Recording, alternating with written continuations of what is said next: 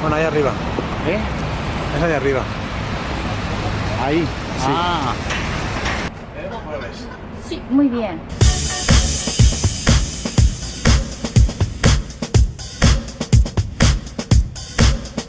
Bueno, estamos aquí con Marco Díaz Marsá, que ha tenido la amabilidad de aceptar esta entrevista. Marco es profesor de filosofía en la Universidad Complutense y él trabaja en la línea de metafísica, ontología política. De todas formas, ya sabéis que en la descripción del vídeo hay un currículum detallado de Marco. Bueno, ¿qué tal, Marco? Hola, ¿qué tal? Buenas tardes, Fernando.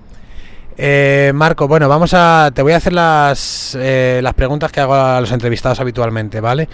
Bueno, la primera pregunta que hago a todo el mundo, tú si quieres la puedes reformular o como te parezca, es ¿qué es la filosofía y qué relación tienes tú con la filosofía? Sí, bueno, antes de contestar a esa pregunta me gustaría decirte una cosa, y es que me gusta mucho eso de filosofía en la azotea. Y me gusta mucho porque ciertamente evoca un tópico, ¿no? Que es ese tópico de que los filósofos estamos en las nubes, de que la filosofía está en las nubes, pero también evoca una idea muy exacta de lo que es la filosofía, a mi juicio, ¿no? Evoca esa idea de que solamente ahí donde hay un cierto distanciamiento, solamente ahí donde está la azotea y la filosofía en la azotea, pueden verse las mismas cosas, no otras cosas, cosas celestiales, sino las mismas cosas de otra manera. En esa manera en la que se trata de su integridad y de su sistematicidad, ¿no? Más allá de la unilateralidad, más allá de la fragmentación, del sesgo, más allá, por tanto, también del interés, ¿no? En cuanto a esta primera pregunta, bueno, pues sí que la reformularía mínimamente. ¿Qué es la filosofía y cuál es mi relación con la filosofía? No creo que sea muy interesante cuál es mi relación personal con la filosofía. No sería demasiado filosófico, a mi juicio, ¿no? Yo replantearía o desplazaría la cuestión más o menos de esta manera, ¿no? ¿Qué es la filosofía y cómo se relaciona la filosofía con la subjetividad o con el sujeto? Y en ese sentido yo diría lo siguiente. A mí me parece que la filosofía es, productora de algo, produce subjetividad, pero la subjetividad que produce no es la de un sujeto de conocimiento. Lo que está en juego en la filosofía, por tanto, no es una sabiduría superior o excelente, sino un sujeto de acción,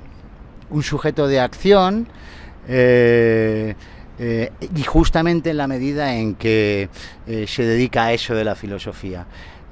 Platón lo tenía muy claro en el Sofista, ¿no? Cuando decía eso de que la filosofía como dialéctica, la dialéctica es la ciencia, decía, no de los sabios, sino de los hombres libres. Lo que está en juego, por tanto, con eso de la filosofía es algo así como libertad en el mundo, la constitución de un sujeto de acciones e intervenciones, y que además de acciones e intervenciones mediadas por lo que podemos llamar el juicio, por lo que podemos llamar el sensus communis, es decir, mediadas por lo que Hannah Arendt llamaba la facultad de lo político, mediadas por una suerte de sensibilidad ampliada, que constituye, bueno, lo que Michel Foucault llamaba un sentido agudizado de lo real, ¿no? Ahí donde se trata de filosofía se constituye un sujeto de sensibilidad ampliada, sensible ante lo que pasa, ante lo intolerable de lo que pasa. Yo percibo lo intolerable, decía Michel Foucault. De eso se trata con la filosofía. Con la filosofía no se trata de ganar otro mundo, se trata de ganar esa sensibilidad hacia este mundo en virtud del cual queremos transformarlo, y en esa medida me parece que ese es el sujeto que está en juego en todo esto, ¿no? Es una idea profundamente socrática. No sé si no, te quería decir, bueno, como has dicho, que la filosofía es creadora de una subjetividad, algo así, ¿no? Sí, bueno. Creadora de una subjetividad práctica. De una subjetividad práctica. Con eso quieres decir, lo digo por si a lo mejor no entiende alguien esa expresión, que la filosofía crea personas, digamos, sujetos, personas libres, personas más conscientes de lo que ocurre, personas más lúcidas. Orientarse en el mundo con juicio. Crea en primer lugar competencia. Adquieres una competencia filosófica, por ejemplo, adquieres una competencia a la hora de enseñar Marx, a la hora de enseñar Aristóteles, a la hora de enseñar Kant, pero también crea juicio, crea actitud crítica, distanciamiento crítico con respecto a lo que hacemos, ¿no? Y en ese sentido es productora de una subjetividad política, profundamente política, en tanto comprometida con lo que está pasando, y comprometida con lo que está pasando porque, como digo, la filosofía no produce primeramente conocimientos, que son la respuesta última de todas las cosas, produce sobre todo sensibilidad ante lo que acontece. La filosofía crea algo más que una cabeza pensante, un ser capaz de razonar. La filosofía no solamente da razones para, la filosofía genera también un sentimiento en virtud del cual uno siente en el lugar del otro, un sentimiento ampliado. Por eso insisto tanto en la idea de sensibilidad ampliada, de sensus communis, de sentido político. Esto es una idea profundamente socrática. Sócrates, ¿quién era? Sócrates era la filosofía, no era exactamente la filosofía, era la encarnación de la filosofía, era la filosofía como forma de vida. ¿Y qué pasaba cuando te topabas con Sócrates? ¿Cuál era el efecto Sócrates sobre los otros? Bueno, pues era un efecto muy peculiar. Lo que hacía Sócrates en relación con el otro no era generar una dependencia, no era generar, por tanto, dominación, no era generar esa relación con el otro en el que el otro está gobernado por uno. Lo que creaba Sócrates, el efecto Sócrates, era más bien el de un gobierno de sí, por sí, pero con los otros. Un gobierno de sí, por sí, pero con los otros. Frente al Alcibiades, por ejemplo, donde la figura Alcibiades tiene una función muy determinada, se trata de contar qué es eso del gobierno de sí como condición de posibilidad del gobierno de los otros.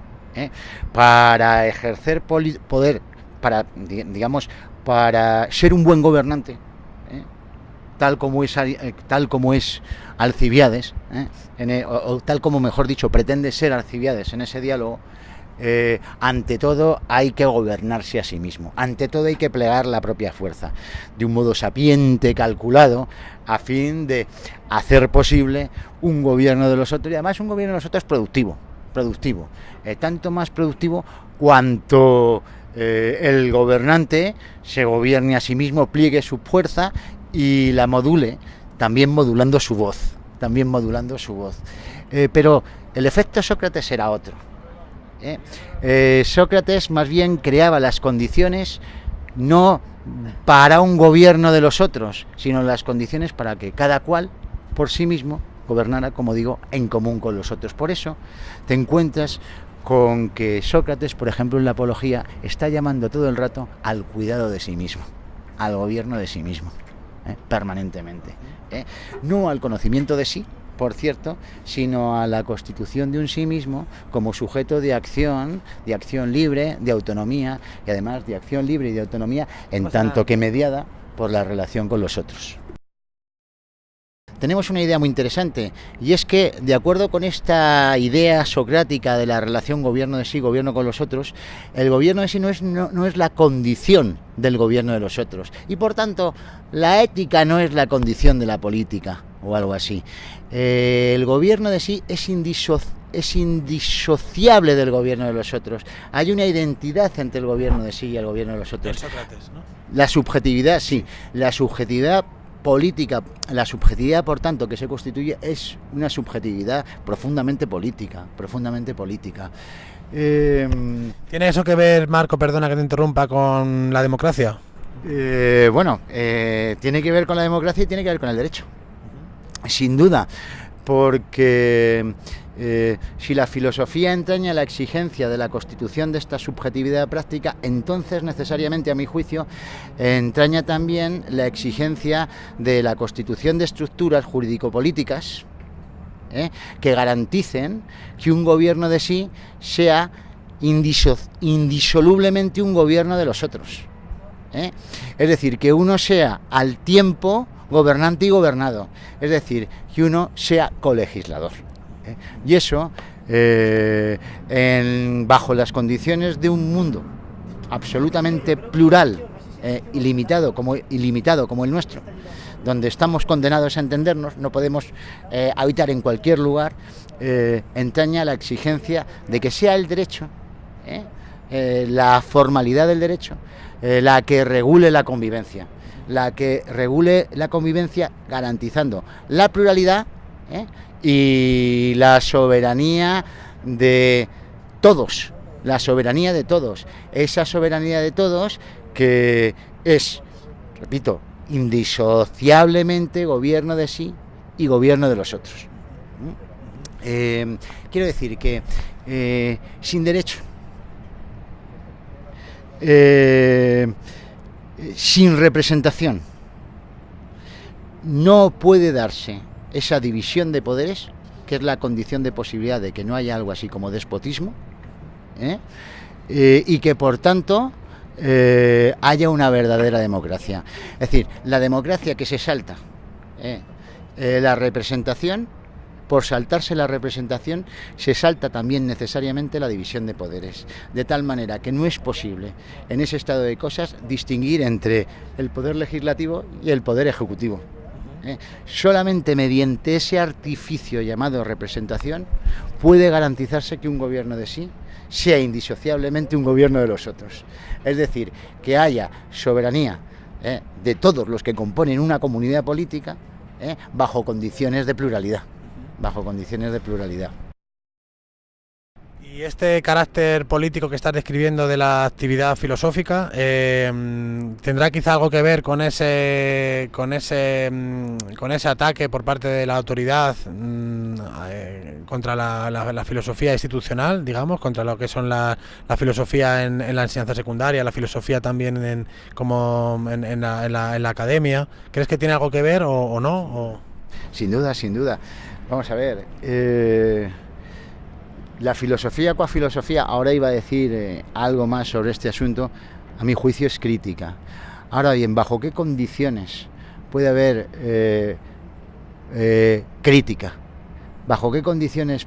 crítica? Bueno, pues dudosamente puede haber crítica si no hay una cobertura institucional y pública que lo garantice. Si no hay eso, bueno, pues la filosofía terminará siendo necesariamente vencida por los poderes fácticos, sujeta a los intereses fácticos, sujeta, como diría Carlos Fernández Liria, a los intereses de la sociedad. De tal manera que, por tanto, a mí me parece que el blindaje institucional y público de la filosofía es esencial para garantizar esa función crítica. Si no, la filosofía será, bueno, pues barniz cultural, será autoayuda, será otro tipo de cosas, erudición acaso, pero en ningún caso crítica. La filosofía, decía, produce subjetividad, no una subjetividad teórica, sino una subjetividad práctica, no un sujeto de conocimiento, como diría Michel Foucault, sino un sujeto de acción. Produce realidad, pero realidad práctica. Es, como diría Kant, un principio constitutivo de realidad práctica, es decir, de libertad. Podríamos decir con esto que el mero filosofar, digamos, ya implica una acción libre, ¿no? ¿Puedes decirse algo así? El mero filosofar, digamos, que sienta las bases para que haya, digamos, un enjuiciamiento de lo real que no esté mediado por clichés, por conceptos previos, habilita para una percepción no mediada, digamos, por tradiciones, culturas, no mediada, digamos, por conceptos previos, que moviliza la acción. Pero claro, eso lo hace de una manera extraña. ¿Y por qué digo eso? Digo eso porque la filosofía no es práctica, es teoría. Porque, como decía Hannah Arendt, pensar no es actuar. Porque, como decía Foucault, la filosofía no es política. no es política, aunque se relaciona con la política, sobre un fondo de heterogeneidad fundamental. Sobre un fondo de heterogeneidad fundamental, o como decía Heidegger también, ¿no? Pensar no produce conocimiento, pensar no produce sabiduría práctica útil, pensar no nos entrega los enigmas del universo, pensar no está inmediatamente relacionado con la acción. No está. No está inmediatamente relacionado, pero está relacionado mediatamente, es decir, dando un paso atrás, a través de una toma de distancia. Esa toma de distancia que es justamente la filosofía como teoría, no en un sentido moderno, en un sentido griego. ¿Qué era la filosofía para los griegos? La práctica del theoros, la función del theoros, ¿no? Y el theoros tenía fundamentalmente una función cultural, ¿no? Y de esa función, ¿qué rasgos cabe destacar para esta caracterización de la filosofía? En primer lugar, la extranjeridad de la filosofía. El theoros es el que viene de fuera. Es el que viene de fuera, es el extranjero, es el que viene de fuera pero habla en griego, ¿no? Es el que por tanto habita como un extraño en su propia lengua, ¿no? Lo que diría Hölderlin, ¿no? Y viniendo de fuera y por venir de fuera, contempla las mismas cosas de este mundo como algo absolutamente asombroso, como algo absolutamente maravilloso. Lo más obvio, lo más cotidiano se revela maravilloso, por justamente venir de fuera, por venir de fuera. Y lo interesante de todo esto es que de este modo, de acuerdo con lo que nos cuenta Aristóteles, ¿verdad? Esto es el supremo estar. Esta es la más alta práctica. ¿Y por qué el supremo estar?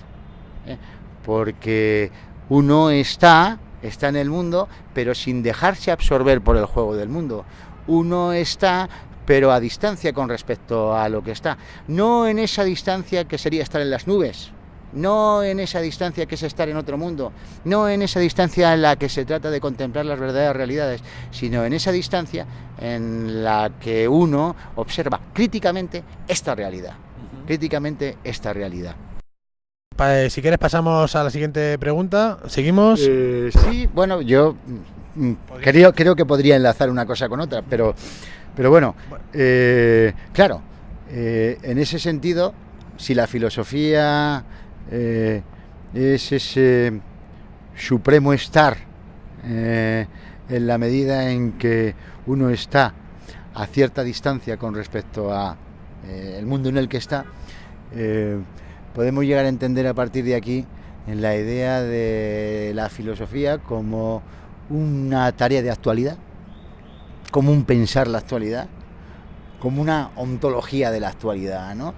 En la filosofía se trata de la actualidad, el objeto de la filosofía es la actualidad, pero a mí me gustaría que se reparase en que eso de actualidad contiene una nota, que es justamente la de el actuar.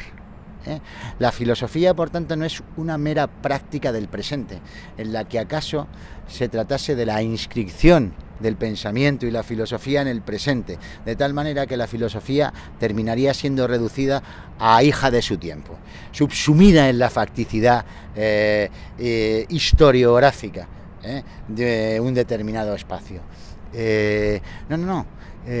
La filosofía como tarea de actualidad es esa idea que Michel Foucault encontró también en Kant, en el Kant de respuesta a una pregunta que es ilustración. Y ahí Foucault, leyendo a Kant, señalaba que en ese texto lo que tiene lugar ante todo es una nueva determinación de la filosofía y del objeto de la filosofía. Un nuevo objeto de la filosofía, que es la actualidad. La actualidad, no sin más el presente, sino la actualidad, el presente como acontecimiento, dice Michel Foucault leyendo a Kant, pero ojo, como acontecimiento filosófico, en el que la filosofía está involucrado, el presente, en la actualidad la filosofía está involucrada en ese proceso, pero también actuando en ese proceso, de tal manera que en ese texto tan interesante para Foucault de Kant, lo que tiene lugar es, una reflexión sobre las condiciones de posibilidad bajo las cuales un discurso puede intervenir y transformar su propia realidad. Por eso el asunto no es sin más la actualidad, sino la actualidad filosófica. Dentro de lo que está ocurriendo, que es lo filosóficamente relevante, también podríamos decir, ¿no? Estamos en un mundo, por la mayoría de personas a las que he entrevistado, digamos, un poco en crisis, un poco que no se sabe muy bien lo que va a venir, ¿no? Con un futuro incierto. Esa es un poco la sensación que tengo yo y que creo que tienen mucho. No sé si tú la compartes también o cómo lo ves esto. Sí, es un mundo en crisis, yo no sé si en crisis permanente, en la medida en que, bueno, pues las estructuras de mercado propias de este mundo son las de un mercado de competencia, con la gubernamentalidad correlativa a ese mercado de competencia, que no es sino una gubernamentalidad neoliberal. Hoy en día el mercado es la verdad. El mercado es la verdad. El mercado es un lugar de veredicción, no un lugar de jurisdicción, juridificado, un mercado intervenido a partir de, digamos, bueno, pues una cierta normatividad con contenido, sino que el mercado es más bien la verdad, y la verdad además en un sentido muy profundo, la verdad en un sentido casi te diría yo ontológico. La verdad del mercado es esa verdad fundamental en la que se juega y decide el ser de las cosas, y el ser de las cosas como bienes de consumo, el ser de las cosas como realidades infinitamente instrumentalizables y consumibles. Hoy todo se presenta bajo la faz del bien de consumo. Ya no hay objetos de uso, ya no hay cosas para contemplar, todo es objeto para consumir, y el bien de consumo, esa cosa que se consume, tiene unas características muy determinadas. El bien de consumo dura muy poco, y dura muy poco porque o bien se estropea, o bien porque nos lo comemos, ¿no?, frente a los objetos de uso que exigen una cierta durabilidad para ser usada. Hoy en día incluso los objetos de uso tienen la faz del bien de consumo. Se presentan como bien de consumo porque así lo exige el mercado de competencia, y la productividad ilimitada que impone el mercado de competencia. Hoy en día un abrigo dura tan poco como casi una barra de pan. Entonces ese es el problema de nuestro mundo. En este sentido, nuestro mundo está en crisis permanente. Nuestro mundo es un mundo en permanente movimiento. Impone la exigencia de la revolución permanente, impone la exigencia de que en el proceso se devore toda estabilidad, toda permanencia, esa permanencia pensada ciertamente en condiciones de finitud relativa, como bajo condiciones de finitud no puede ser sino la permanencia, ¿no?, relativa, pero toda durabilidad aparece absolutamente aniquilada. Y ese es un poco el curso que estamos llevando, ¿no? Y eso, claro, también tiene sus repercusiones en el ser humano, ¿no?, en el hombre, digamos, ¿no? Porque nosotros quizá no estamos hechos para llevar ese ritmo, ¿no? Eso es. Los seres humanos son un material más de fabricación y de fabricación ilimitada, sustancias dóciles con las que se podría hacer cualquier cosa. A este régimen de mercado de competencia le interesa mucho crear la ficción de esa docilidad, de esa flexibilidad. No es inocente que en los anuncios publicitarios y en el lenguaje común se haya impuesto esa categoría de flexibilidad. No es en absoluto inocente. Es que la flexibilidad es algo que va a la limón con las exigencias de un mercado total, con las exigencias de una productividad total. El mercado total exige que los seres humanos sean sustancias dóciles, aptas para siempre nuevos usos, para nuevas configuraciones, en el olvido más absoluto de una cosa que podemos llamar, bueno, pues constitución constitución de los cuerpos, en fin, solamente ahí donde la razón se acuerda de que tiene un cuerpo y de que los cuerpos tienen constitución, pueden surgir cosas tales como los derechos laborales. Pero vemos bien que en un mundo como el nuestro hay mucho interés y toda una ideología encargada de suscitar la idea de que no hay cuerpos. Bueno, Marco, ¿cómo ves el futuro? ¿Qué crees que va a pasar? ¿Cómo ves? ¿Has pensado sobre ello? Me imagino que sí, habrás pensado un poco sobre qué viene, qué va a venir, qué va a esperar a nuestros hijos o en fin. No. Yo más que futuro, yo no soy un profeta, no sé qué futuro. Pero yo sí volvería una vez más a replantear un poco la cuestión, a desplazarla de la siguiente manera. ¿Cómo imaginar futuro? ¿Cómo imaginar futuro? Que pueda haber futuro. O sea... ¿Está saliendo él? ¿Él sale o no? ¿Él en the camera inside o...? Ah, vale. Un poco. Sí, vale.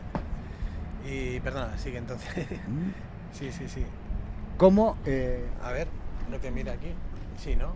Vale, sí, sale todo, sí. A ver cómo tengo yo esto. Está grabando esto bien, ¿no? Ahí bien.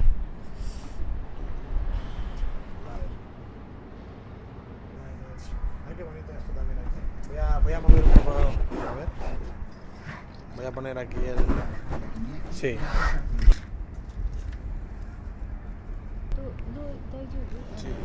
Bueno, yo volvería de nuevo a reformular la pregunta, si me lo permites, de la siguiente manera. No tanto qué futuro imagino, sino cómo imaginar futuro. ¿Cómo imaginar futuro? ¿Qué imaginación es esa que procura futuro? Y a mí me parece que esa imaginación tiene que ser una imaginación libre. Y libre porque común.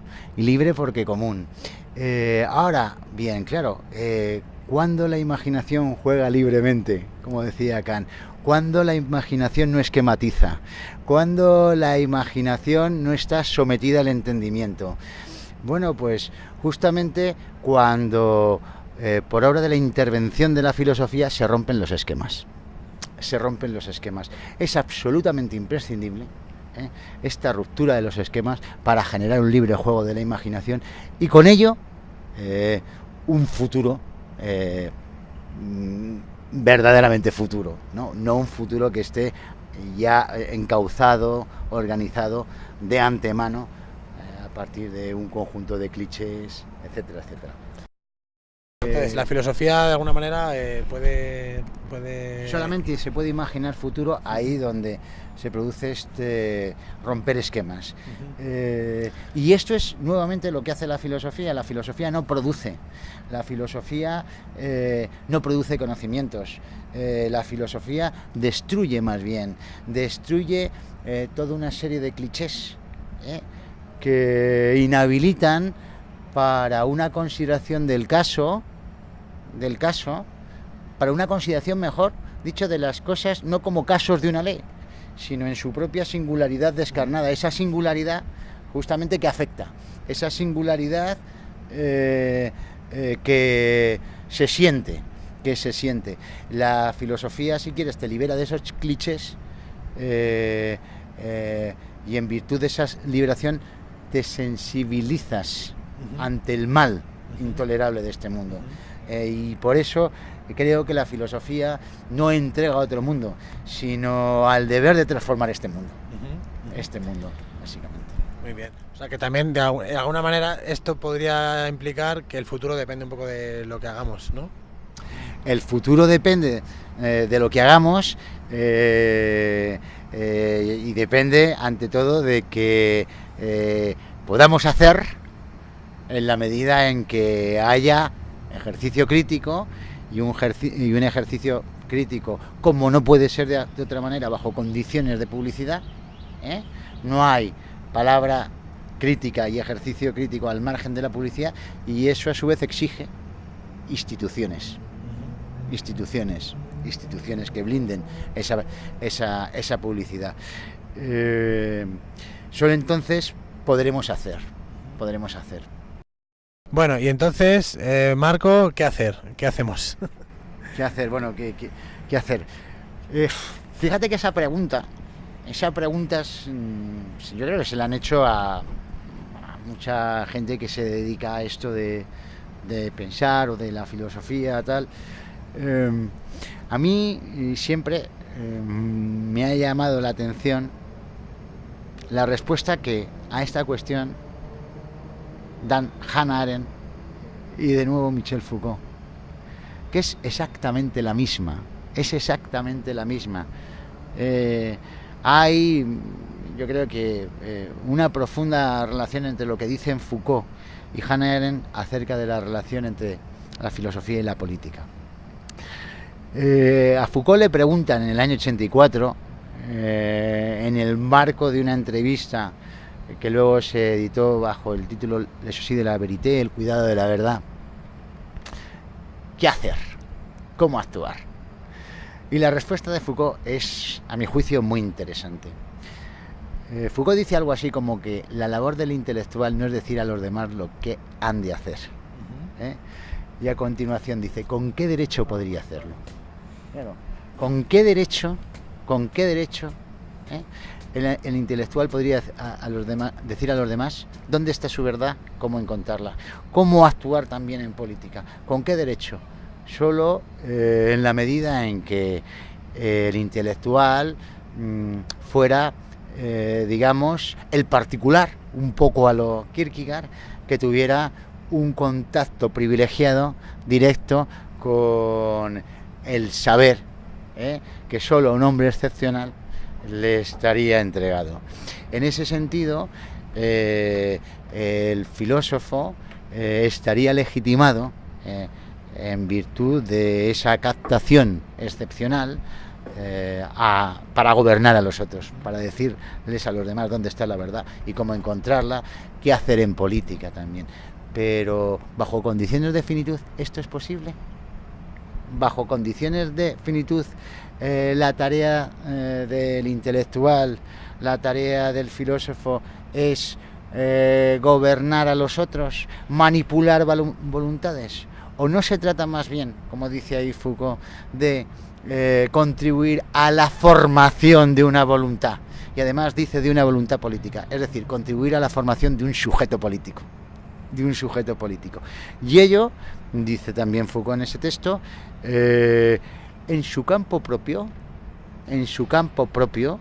y realizando su trabajo específico. Un campo propio que no es ciencia ni es política. En su campo propio y ejerciendo su labor específica, que es, dice Foucault, la reproblematización, sacudir los hábitos, cuestionar las evidencias. Esta es la especificidad de la filosofía, pero ejerciéndose de esta manera específica, cumpliendo además una función de ciudadanía, que es justamente esta que te acabo de señalar: contribuir a la constitución de una voluntad, constituir a la formación de un sujeto político. Y por eso Foucault dice, la cuestión de la filosofía no es la cuestión de la política, es la cuestión del sujeto de la política, precisamente. Y misma cosa Hannah Arendt. Hannah Arendt, en un coloquio que se celebró en el marco de un congreso sobre su propio pensamiento en el año 72, señala algo muy parecido. En filosofía no se trata de adoctrinar, en filosofía se trata de suscitar algo. En su caso ahí era sus estudiantes, decía, de despertar algo.